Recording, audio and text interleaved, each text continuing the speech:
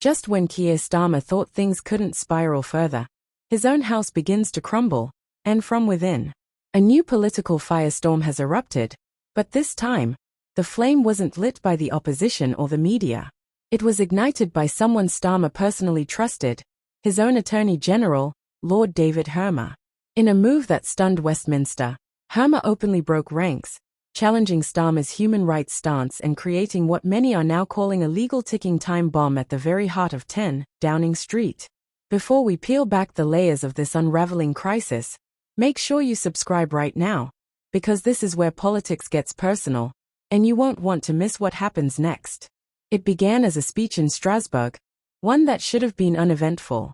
But instead of echoing his boss's sentiments, Hermer launched into a defiant defense of the European Convention on Human Rights. He didn't stop there. He attacked politicians who criticized judges, knowing full well Starmer had done just that in the past. Was this a carefully orchestrated ambush? A message? Or the start of a deeper power struggle? And just as the UK economy hangs by a thread, this internal civil war could not have come at a worse time. Is Hermer exposing a fundamental split within the party?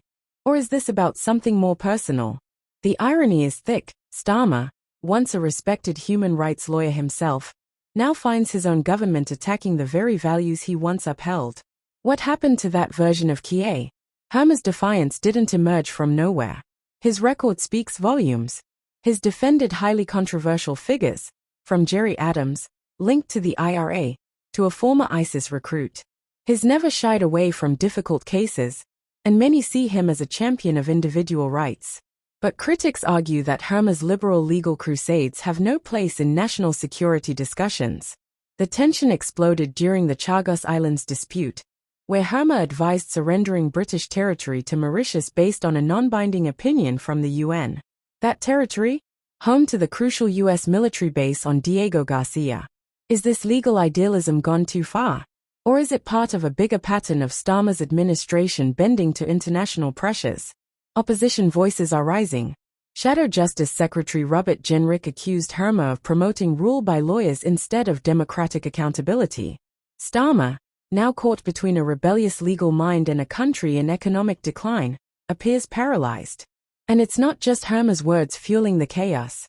Across the Atlantic, Donald Trump's economic hammer has struck Britain hard. A 25% tariff on UK exports is already shaking industries to their core. Jaguar Land Rover has halted car exports to the US, sending a chilling message to workers across the UK.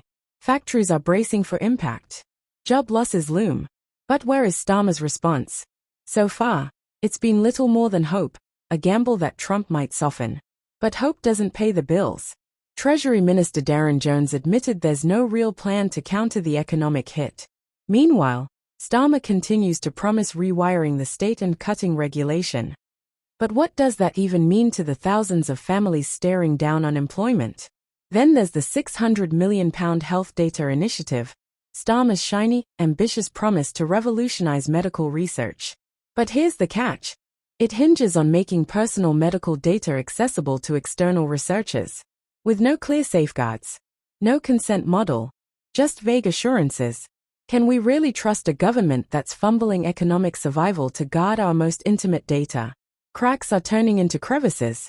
Hermer's revolt isn't just symbolic, it's seismic.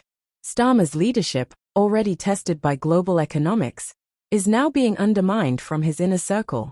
The real question is, can he survive this avalanche of doubt and dissent? Don't forget to subscribe. This is the calm before the next storm, and it's coming faster than anyone expected.